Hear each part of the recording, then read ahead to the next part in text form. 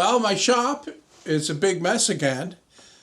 I'm beginning to think that the only way that I can be truly productive is to leave it messy because that's when I get the most done. I've been out here for the past week, I guess you could say, off and on.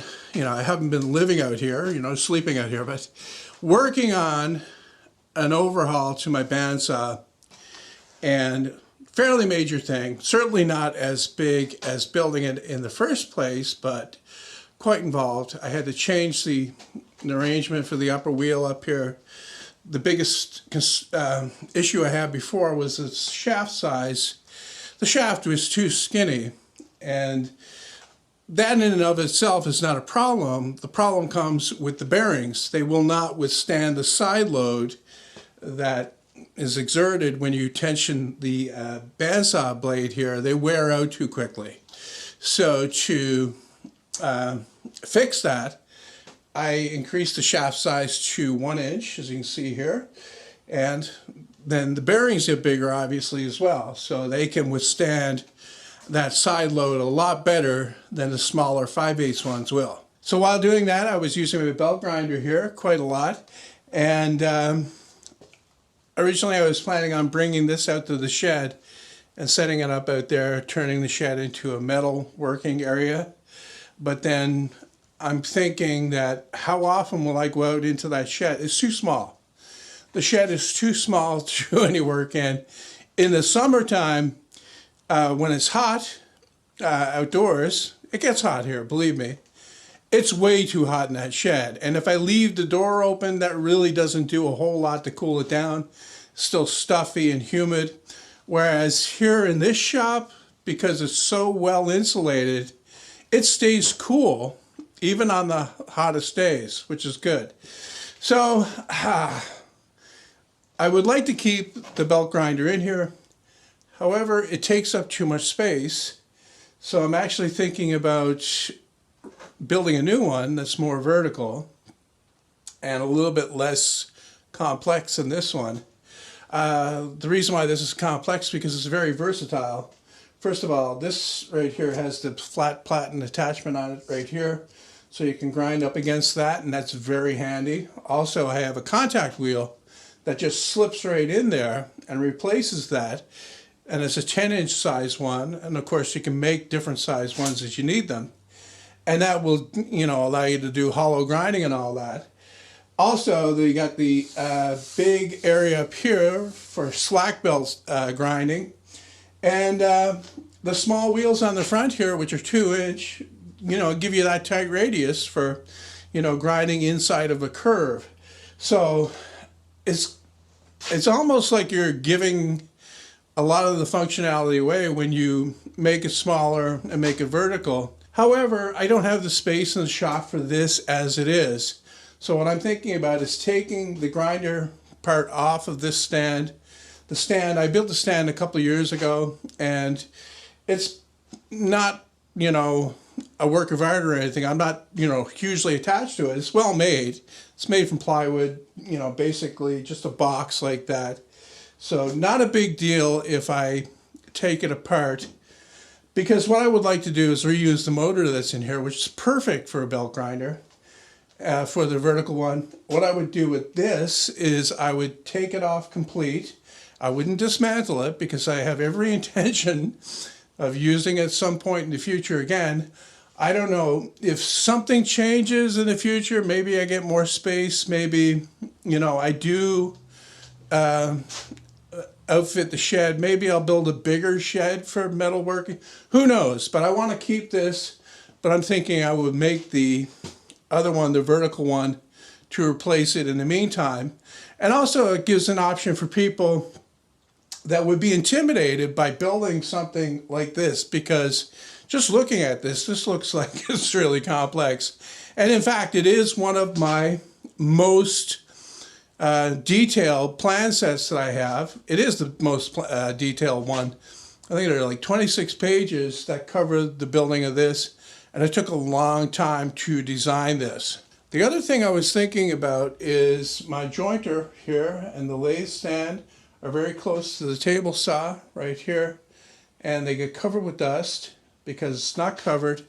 And I mentioned before about covering it. However, if I make a cover for this, it would be so bulky it'll kind of block this area off here and it'd be really intrusive.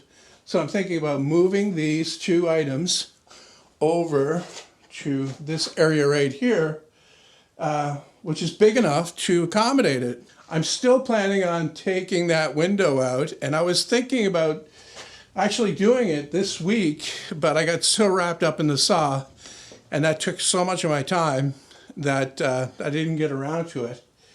But there's not a big deal to that. It's just to take the blinds down that I made, take the glass out. This is not a real window. It's a homemade one that was here in this garage when I bought it. It's 2 panes though. It's 2 panes of glass. Take those out.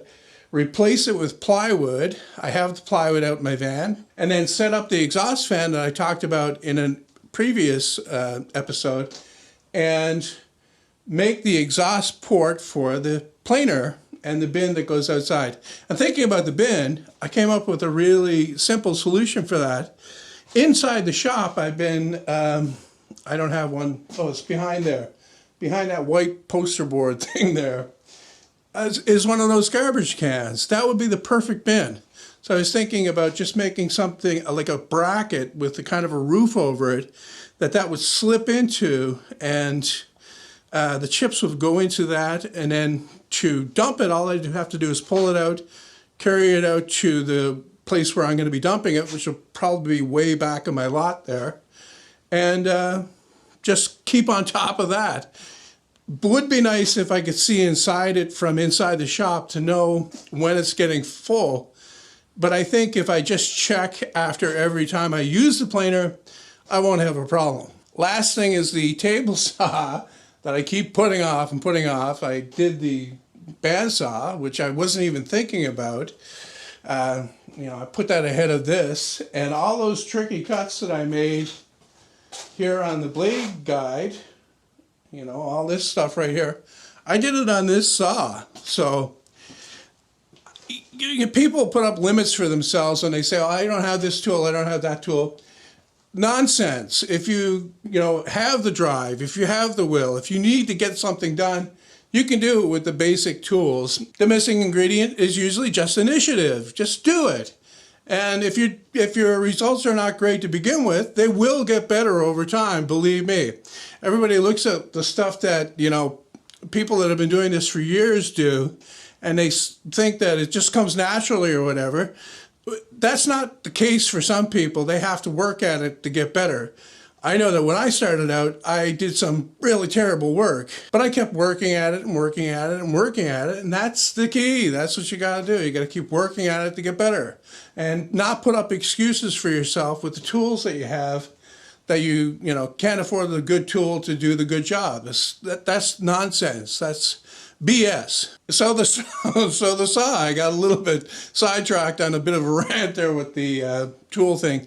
So the saw, I've been putting it off and putting it off and putting it off.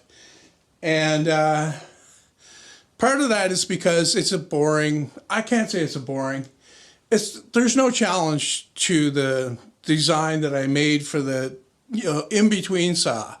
So I'm not really looking forward to getting started on it. It's pretty much paint by numbers type thing. I just cut out all the parts, I stick it all together, and it's done. And there's, it's like doing paperwork almost. No, it's not as bad as doing paperwork. I truly hate doing paperwork. I want to get this started early next week. I've been promising and promising and promising, myself mostly, because people at this point ignore what I'm promising anyway. He's saying he's doing that. He'll never do that. So I want to get that started next week, and I'm going to hold myself to it this time.